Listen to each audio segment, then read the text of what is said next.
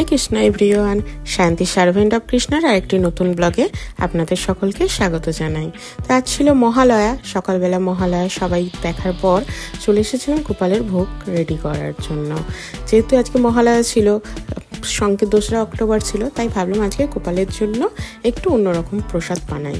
আর আজকে সবার ছুটিও ছিল, তাই আজকে করেছিলাম ফ্রাইড রাইস আর ভেজ মাঞ্চুরিয়ান। তো ফ্রাইড রাইসের জন্য প্রথমে যে চালটা ছিল বাসমতি চাল, সেটাকে আধ ঘন্টার মতন ভিজিয়ে রেখেছিলাম।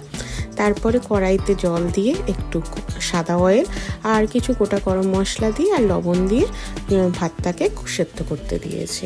তো অন্নটা সেদ্ধ হয়ে যাওয়ার পর একটু দেখে নিচ্ছি, একটু শক্ত শক্ত রাখবো, যাতে যখন ফ্রাইড রাইসটা ভাজা হয় তাতে চালগুলো না ভেঙে যায় বা গলে যায়। তো চালটাকে নামিয়ে রেখে দিয়েছি। এবার প্রিপারেশন করছি ভেজ মাঞ্চুরিয়ানের জন্য। তো ভেজ মাঞ্চুরিয়ানের জন্য প্রথমে বাঁধাকপি, গাজর আর বিনসকে কুচো কুচো করে কেটে একটু নুন দিয়ে ভিজিয়ে রেখেছিলাম, যাতে জলটা বেরিয়ে যায়। তারপর পুরো সেই জলটাকে হাত দিয়ে নিচুড়ে নিয়ে আমি এখন মাঞ্চুরিয়ানটা রেডি করে নেবো। তো ওটার পর দিয়েছিলাম আদা, কাঁচা লঙ্কা, একটু সয়া সস, গোলমরিচগুলো। আর যেহেতু লবণ দিয়ে আমি ভিজিয়ে রেখেছিলাম, তাই আর লবণটা দিলাম না। আর দিলাম 2 চামচ ময়দা আর 4 চামচের মতন কর্নফ্লাওয়ার। তো এইরকমই আমি হাফ মানে যেটা ময়দা দিই তার ডাবল কর্নফ্লাওয়ার দিই। তো একটু শক্ত শক্ত করে চেপে চেপে মাখছি, যাতে জলটা পুরো বেরিয়ে গিয়ে ভালো করে মিশে যায় আর একদম শক্ত হয়ে যায়, যাতে তেলেতে মাঞ্চুরিয়ানটা ফেটে না যায়। তারপর ভালো করে মাখার পর গোল গোল করে নিয়েছি, এইরকম গোল গোল করে করেছি সব কটা একসাথে করে তারপর ভাজবো। আপনারা চাইলে একটা করে দেখে নিতে পারেন কড়াইতে, যদি ভেঙে যায় তাহলে আর একটু কর্নফ্লাওয়ার বা ময়দা দিয়ে আর একটু শক্ত করে নিতে পারেন। কিন্তু আমি যেহেতু এটা অনেকটাই শক্ত করে করেছি, তাই হয়তো ফাটবে না। আর একটা করে দেখে নিলে পরেরগুলো আর কোনো অসুবিধাও হবে না। তো তেলটা অনেকটা দিয়ে বেশ ভালো করে গরম করে নিয়েছি। কড়াটাকে কিন্তু খুব ভালো করে গরম করে নিতে হবে, যাতে না কড়াই লেগে যায়। তবে কড়াটা খুব ভালো করে গরম করার পর যখন মাঞ্চুরিয়ানগুলো দিচ্ছি, তখন কিন্তু তেলটাকে কমিয়ে দিয়েছি। যেহেতু সব সবজিগুলোই কাঁচা, তাই ভালো করে একদম সেদ্ধ যাতে হয়ে যায়, সেই কারণে একটু কমিয়ে আর বাড়িয়ে আমি মাঞ্চুরিয়ানগুলো করব।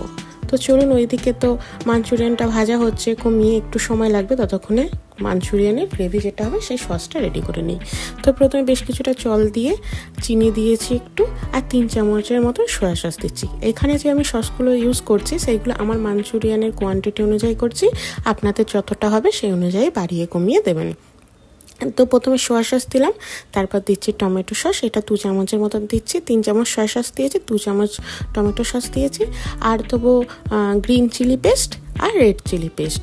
সবটাকে দিয়ে আমি ভালো করে গুলে রাখবো, যাতে চিনিটা যেটা আছে সেটা খুব সুন্দর প্রত্যেকটা সসের সাথে মিশে গিয়ে একটা সুন্দর গ্রেভি হয়ে যায়। আর লাস্টে আর একটু যদি আপনাদের গ্রেভিটা যেরকম লাগবে সেই অনুযায়ী জল মেশাতে পারেন। আমি আর একটু জল দিয়ে রাখছি, যেহেতু আমি একটু বেশি গ্রেভি করবো। ফ্রাইড রাইসের সাথে যেহেতু হবে, রুটির সাথে চাইলে আপনারা গ্রেভিটা কমও করতে পারেন, আবার ড্রাই মাঞ্চুরিয়ানও এইভাবেই রেডি করতে পারেন। তো সসটা একদিকে রেখে দেবো কিছুক্ষণ, চিনিটা গলে যাক, ততক্ষণ আমি মাঞ্চুরিয়ানটা দেখে নিই। তো মাঞ্চুরিয়ানটা দেখতে পাচ্ছেন অনেকক্ষণ ধরেই হচ্ছে, একদম কমিয়ে রেখেছি। কিন্তু যখন আমি নামাবো তখন বেশ একটু হাই ফ্লেম করে দেবো, যাতে জিনিসটা পুরো লাল লাল হয়ে যায়। আবার এটাও করতে পারেন যে 70% ভেজে তুলে রাখতে পারেন, আরও ক্রিস্পি করার জন্য নেক্সট আরেকবার ভাজতে পারেন। কিন্তু আমি অনেকটাই ক্রিস্পি করে কমিয়ে বাড়িয়ে ভেজেছি, তাই আমি আজকে আর ভাজবো না। আর যেহেতু গ্রেভিটাকে আমি ভালো করে এটা সেদ্ধ করে নেবো, তো সব জিনিসটাই একদম পুরোপুরি সেদ্ধ হয়ে যাবে। তো তারপরে কড়াইতে সাদা তেল দিয়ে একটু আদা কুচি লম্বা লম্বা করে আর অল্প একদম ক্যাপসিকাম দিয়ে দিয়েছি। তো এটাকে হালকা করে একটু ভাজা করে নেবো, বেশি ভাজলে আবার আদাটা তেতো হয়ে যেতে পারে। আর 1 চামচ ভিনিগার দিয়েছি, আর ওপর দিয়ে যে সসটা করে রেখেছিলাম সেটা দিয়ে একটু লবণ আর গোলমরিচ গুঁড়োটা দিয়ে দিয়েছি। আপনারা লবণটা কিন্তু দেখে বুঝে ইউজ করবেন, কারণ মাঞ্চুরিয়ানে অলরেডি দেওয়া ছিল, আর এটা গ্রেভির জন্য আমি সেরকমভাবে দিলাম। আর একটু ঝালের জন্য গোলমরিচের যে ফ্লেভারটা সেটাও পাওয়া যাবে, তো দুটো কারণের জন্য গোলমরিচটা দিলাম। তো যেহেতু সসটা প্লাস গ্রেভিটা ফুটে উঠেছে, এই সময় আমি মাঞ্চুরিয়ানটা দিয়ে একটু হালকা সেদ্ধ করে নেবো। আবার অনেক জায়গায় দেখেছি মাঞ্চুরিয়ানটাকে মাঝখান থেকে কেটে দেয়, মানে বলটাকে দুটো টুকরো করে দেয়, সেটা হলে তো আরও সুন্দর করে হয়। কিন্তু যেহেতু এটা আমি ভালো ক্রিস্পি করে ভেজেছি, খুব একটা অসুবিধা হবে না। আর একটু বড় বড় করলে আমি মাঝখান থেকে কেটে দুটো করে দিতাম। তো ভালো করে সেদ্ধ হয়ে গেছে, ফুটে উঠেছে। এবার আমি একটা বাটিতে একটু কর্নফ্লাওয়ার নিয়ে গুলে রেখেছিলাম, সেটা অল্প করে দিতে থাকবো, আর একটু ভালো করে গ্রেভিটাকে খুন্তি দিয়ে নাড়িয়ে নেবো। আর গ্যাসের ফ্লেমটাকে হালকা করে কমিয়ে রেখেছি, কারণ বেশি জোরে হয়ে গেলে অনেকটা গ্রেভি একদম ঠিক হয়ে যাবে। তো আমার যেরকম গ্রেভির দরকার ছিল কর্নফ্লাওয়ার দিয়ে আমি সেরকম করে দিয়েছি। আমার মাঞ্চুরিয়ানটা কমপ্লিট হয়ে গেছে।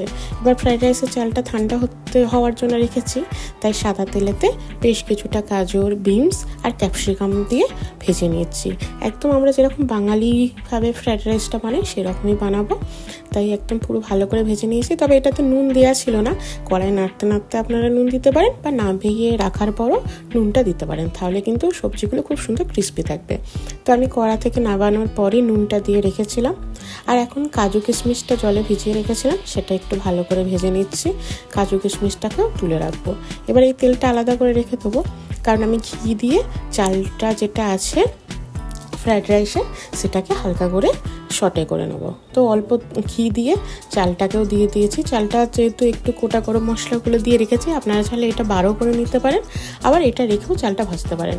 তো যেহেতু গোটা গরম মশলা দিয়ে চালটা সেদ্ধ করেছিলাম, তাই আর আমি ভাজার সময় গোটা গরম মশলাটা দিলাম না, কিন্তু অল্প করে চিনি আর ভাজা যেটা রেখেছিলাম সবজিগুলো আর অল্প করে লবণ দিয়ে দিলাম। চালটায় লবণ দেওয়া ছিল, আরও একটু দিলাম যাতে ভালো টেস্ট হয়।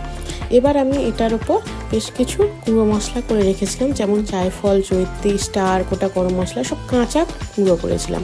অনেকে ভেজে দেয়, কিন্তু একটু কাঁচা দিয়ে দেখতে পারেন, গুঁড়ো করে মিক্সারে খুব ভালো গন্ধটা আসে।